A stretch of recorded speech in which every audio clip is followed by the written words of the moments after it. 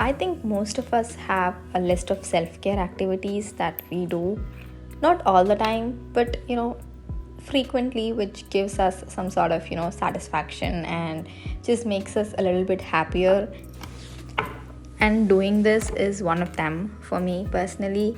And I was just about to change my nail color, and I thought, okay, let me just record it and put it up on YouTube. I don't know why, but yeah. And I personally believe that not all self-care activities need to be productive. I don't know about you guys, but from the media I consume and the people I am surrounded by, most of the times there is this constant need to be protective all the time. I mean, it is good to be protective, and I think as human beings it is our ultimate aim to reach our complete potential. I personally believe that your self-care activities or activities that just give you happiness should be a mixture of both productive and silly stuff. For example, for someone who does not apply nail polish at all, would think, okay, what is this girl rambling on about deriving joy or happiness from just applying nail polish? It might sound so dumb and so weird for someone who is not used to applying nail polish. I think everyone has that silly activity which makes them happy but might seem very weird from someone else's perspective. But yeah, just do it. If it makes you happy, just do it. I mean, for our generation, scrolling through Instagram reels right before going to bed and binge watching Netflix series is also self care. I mean, not invalidating that at all, but it is essential to strike that perfect balance between having certain activities which do not profit you in terms of productivity and improving your life, but just make you happy, and building certain habits and routines which will eventually help you get better in certain aspects of your life. It is very essential to strike that balance, and I was one of those people who was unable to do that for a very long time. I used to think that, okay, watching my sort of refresher or my alone time used to be just watching some series or watching movies or just watching random YouTube videos of my favorite creators, and I used to call that, okay, this is my self-care routine. And I was doing this for a longest time, and there was a point where I started questioning myself, like, what do I get from doing all this apart from being happy and getting my mind off my work stress or like studies related stress? What else do I get from this? And my parents used to ask the same thing to me, like, what do you get from just sitting in front of your laptop and spending all your time and energy watching this movie or series or whatever? And I honestly didn't have an answer, and that kind of made me think, like, is this the best you can do to spend your time?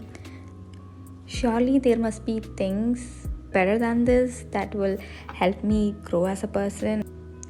One of the biggest mistakes I did was I tried to completely transform into this new person who only does productive self-care activities, and that did not go well at all. And that's because I didn't realize back then that change needs to be gradual, right? But I was like, no, I can do this. I'm capable of everything. I can just change my entire routine in a day and be like, yeah, I'm this creative, productive person ever. I mean, that does last, but it lasts for a very short time, and then you get overwhelmed by everything, by the sudden change, and you just end up feeling exhausted and incomplete. In a sense, you're not happy anymore because your activities have turned into this some sort of productivity checklist, and when you don't tick all those boxes, you end up getting disappointed in yourself. And quickly I realized that this was not going to work, and it was only making things worse, and I started feeling super frustrated because I assumed that having a productive self-care routine would make me happy. So what I did was I stuck to my old routine, but I started introducing new habits very slowly, but I made sure that I was consistent with them. So in the initial days, it is obviously tougher for you to get that motivation or get that urge to do that new activity, right? Because you're taking time off your old routine to fit this new activity into the routine, right? So what helped me do that was I would think about the pros of that particular habit. Like doing this would improve my life in so and so categories. When you are able to list out all the positive things it is bringing into your life, it is naturally hard to resist it, right? Or it should be hard for you to resist it. So personally, I would suggest you to start with something very simple, which wouldn't take much of your time, but at the same time, it also benefits your health in some sort of way. It need not be like changing your entire diet or your sleep schedule, but something very simple. Once you convert that activity into a habit, I mean, this requires a lot of effort and consistency, by the way, but once it's a habit, now it's part of your routine, and this is something you would naturally do every single day.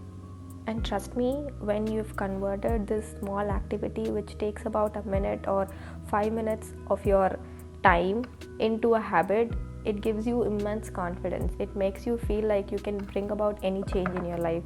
This is so true, and that's why it's very essential to start with something very simple and easy, so you get that confidence, and now you're in a better place to pick up something a little more difficult or which consumes a lot of time and energy, but it is also good at the same time.